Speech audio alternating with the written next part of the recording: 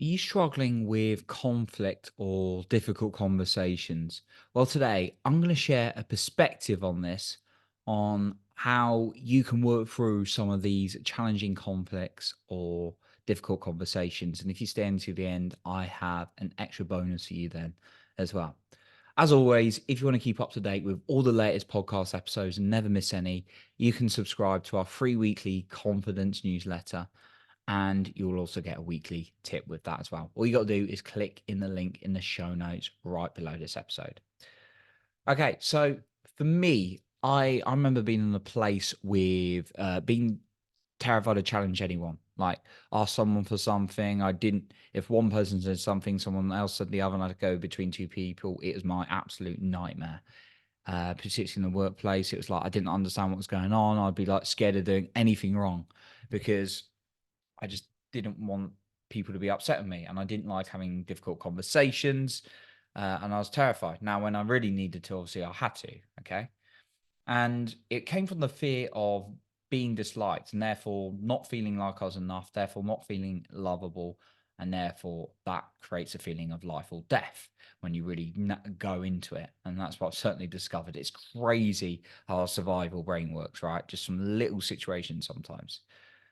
Now, it's still something I'm working on, and I'm someone who works in sales as well. And sometimes asking people tough questions has to be done to get through their own fears. And I found like a lot of people in that I've met, and myself included, we talk absolute rubbish in order to keep away from our worst fears, right? It's like, what if I try something and I don't do it? What if I do something and I get discovered that I'm not enough, and therefore like, oh, it's not the right time, I'll do it later. I've certainly caught myself. Maybe you can relate, right? And therefore, we sometimes run away from difficult conversations or conflicts. I've certainly been there as well.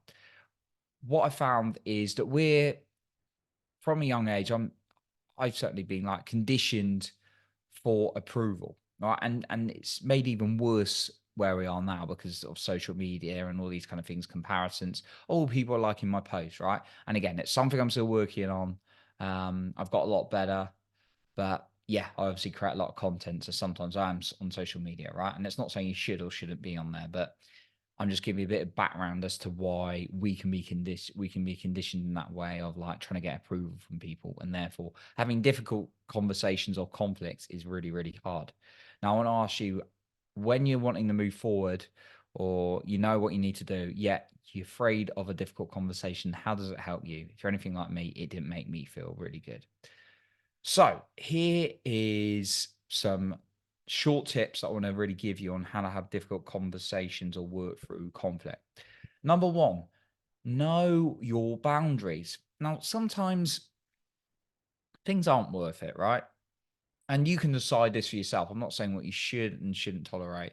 Sometimes there's things and we just tolerate them. There's other things we're like we tolerate, but we feel like we shouldn't. So being clear on your boundaries. When do you need to have a difficult conversation? When do you not? Right? Maybe like sometimes it's our own triggers and we need to work for our own internal stuff. And then other times I feel like I need to say something to someone. Right. So for example, like someone chewing some like gum like really loudly or eating really loudly in the past, maybe you can relate to this, has annoyed me, right? And maybe it's for a short period. Now I've got a little bit of annoyance. I don't erupt and say, stop chewing straight away, right? It may be just for a short period and I can tolerate that, right? Yet, if someone was rude to me or disrespectful to me, I would more likely say, hang on, you've not been very fair to me. I'm just trying to do this. And I was also trying to look for the best for you, and you being disrespectful, right? That would be me knowing my boundaries. If you're not sure of your boundaries, write them down. When are you going to challenge and when you're not? It doesn't mean you have to challenge everything. It just means you got to know the line when you want to challenge. If someone insults your family, you're probably going to challenge. If someone's maybe eating loudly, maybe you're not going to challenge. Maybe it is a big deal for you, right? Okay. So the next thing is having really powerful self-talk. Now, this has been a bit of an overarching one in recent episodes. It's foundation to everything, though. You won't feel like you're safe enough to look after yourself or be able to deal with other people's emotion if you don't have a powerful relationship with yourself, or a powerful relationship you're building up with inside yourself, at least, right? So therefore, make sure you speak to yourself every day. Carve out some time, even if it's 10 minutes in the morning, just to sit with yourself, see what you need, and say some kind things to yourself. The third thing, just do something a little bit challenging, right? Don't have to be a big thing, right? It could be like you're in a meeting in a workplace. You don't need to just stand up and say, "This is rubbish and I hate you all," right? Okay. Even though sometimes the brain goes into those places. It's just being like, maybe if you're in a team meeting and they've got a direction and you just don't quite understand it and you never say anything, maybe you just say, "Excuse me, I'm not really I don't 100% understand the logic behind this," or maybe you ask someone after it. And you're going to praise yourself and give yourself credit no matter what their reaction is. Make sure you do that because it's going to encourage you to do more of it.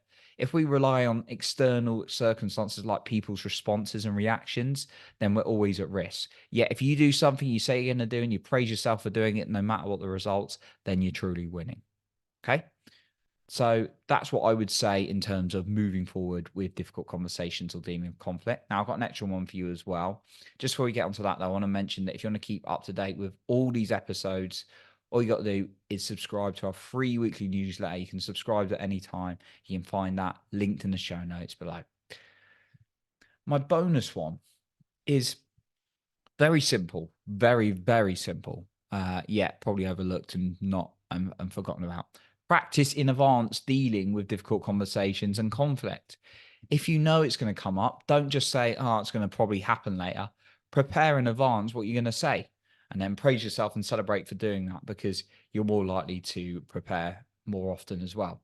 So rehearse in advance. As someone who works in sales, I have to be prepared for this because, in all honesty, it's a very I'll talk about it right now. It can be really hard to challenge someone in the moment, and the stories people come up with, and it's not about like selling someone a program, it's about helping them move forward. If they feel aligned to something, like for example, and I'm like talking to them and they're like, "I really want to do this, I'm really excited." And then they're like, "Oh, I don't know if I can do this. Oh, I need to check with this, I need to check that." And then you can tell it's real fear. I'm not doing them a favor by letting them say that to me. So I need to, because it's not helping them. They're just going to be kept in their fear. And a lot of us do that. And then we logically justify why something doesn't need to be done or we don't need to move forward because we're scared. I've certainly been there.